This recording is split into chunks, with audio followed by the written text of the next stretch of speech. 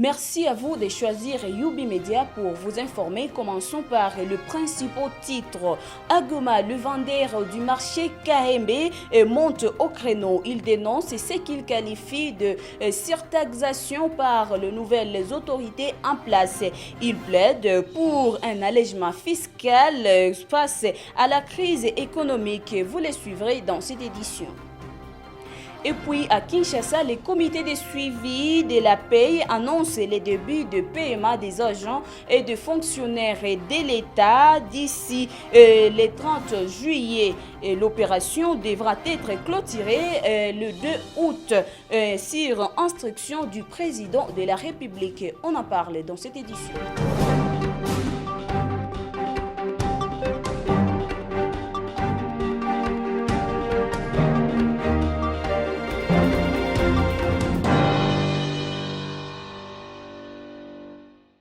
Il est temps de suivre les informations chez Youbi Télévision. Commençons cette édition par cet élément. Le vendeur du marché des KMB à Birere, en ville de Goma, dénonce ce qu'il qualifie de surtaxation par les autorités en place. Plusieurs d'entre eux, grossistes et détaillants, s'insurgent contre les nouvelles taxes jugées trop élevées et inadaptées à la réalité économique, actuelle. Compte tenu de la conjoncture actuelle, le vendeur et vendeuse exhortent les autorités de l'FCM 23 de revoir à la baisse la taxe. Suivez cet élément de notre stagiaire.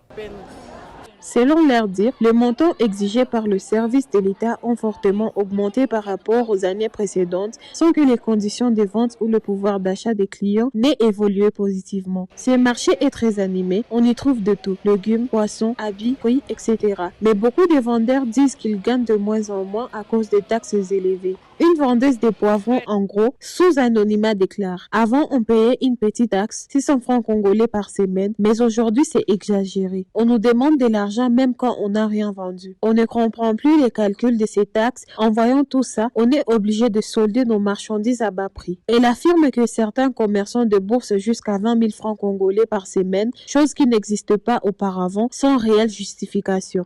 Même son de cloche chez un jeune vendeur de pantalons à Birere. On paye pour tout maintenant. Même la déclaration de marchandises au port est devenue une taxe supplémentaire, chose qui n'existe pas avant. Les ventes ont baissé, la crise est là, mais les taxes augmentent.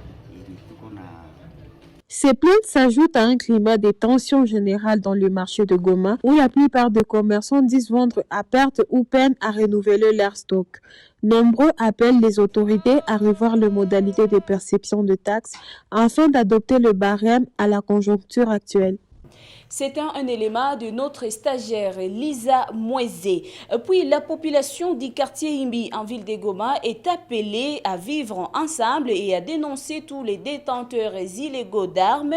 Ils ont été sensibilisés ce mardi par le membre de la coordination provinciale de mobilisation et de recrutement de l'AFC M23. Suivez-les.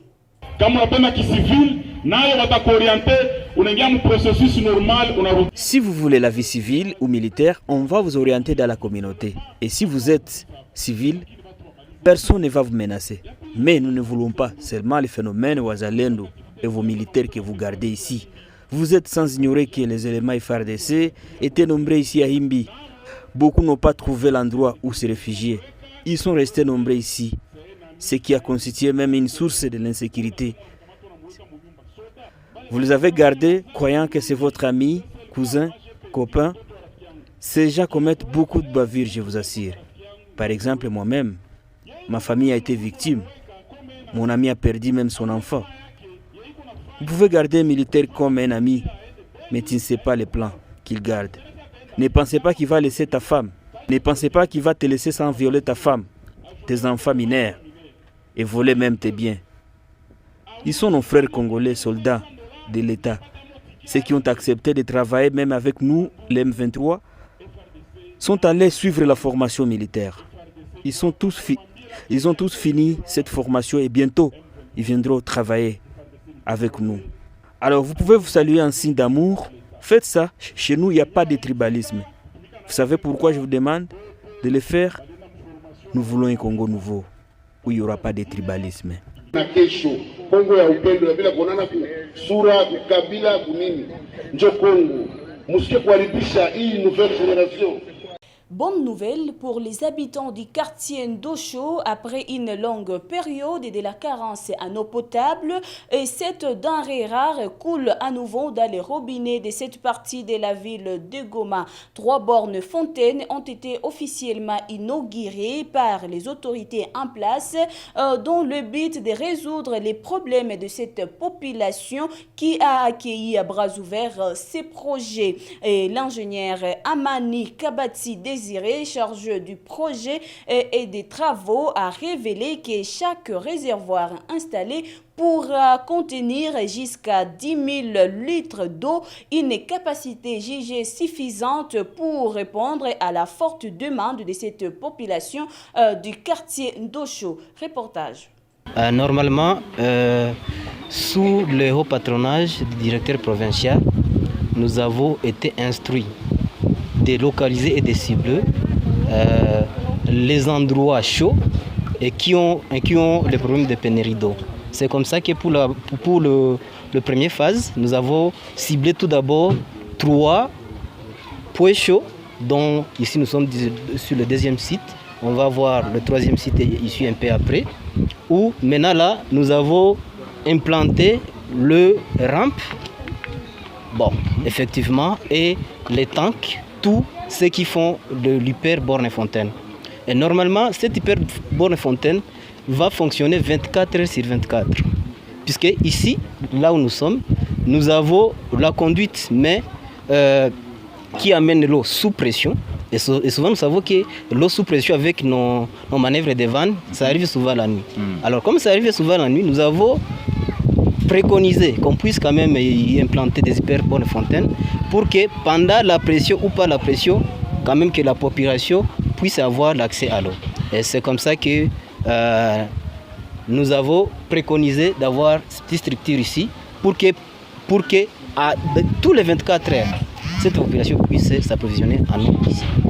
Parlons santé. Dans cette édition, les structures sanitaires de Buhimba, Tchandjikuro et Massambo, dans le territoire de Walikale au Nord Kivu, ont été incendiées par les inconnus lors de violences armées dans cette partie du secteur de Wanyanga. Conséquence, c'est la prise en charge médicale des habitants qui regagnent progressivement ces localités victimes de plusieurs maladies, notamment le paludisme et les maladies d'origine hydrique pose problème. Toutes les 3 structures sanitaires de la zone ont été pillées par les groupes armés locaux avant d'être incendiées. Un rapport circonstancié à cet effet a été rendu public la semaine dernière par le chef de groupement Ikobo, Mwamili Kanga Makasi Godefroy, précise dans ses rapports tout le médicament et le matériel médicaux a été importé. Ces structures sanitaires doivent repartir à zéro. En cas de maladie, les habitants recourent au traitement traditionnel, ce qui constitue un danger permanent pour eux. 2 cas de mort sont enregistrés chaque jour qui passe, faute de prise en charge médicale.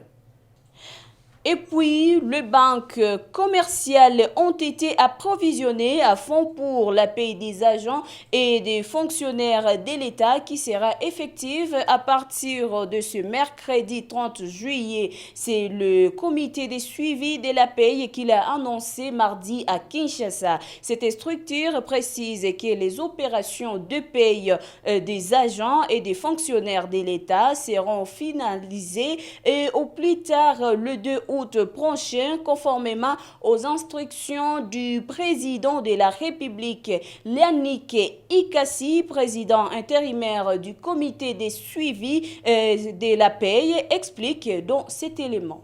Ces instructions vont dans le sens, comme l'avait indiqué le communiqué publié récemment par le cabinet de son Excellence Monsieur le ministre des Finances, qu'on puisse accélérer l'exécution de la paie pour le contenir jusqu'au 2 août.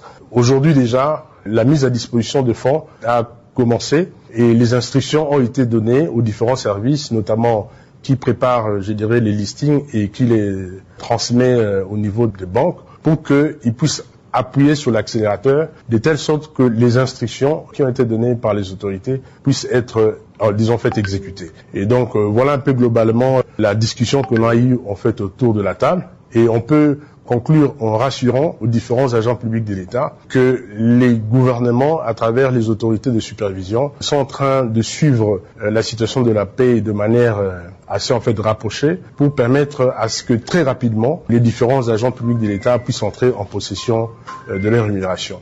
Nous sommes arrivés à la fin de cette édition du journal. Merci à vous de nous avoir suivis. Surtout, bonne suite des programmes chez Youbi Télévision.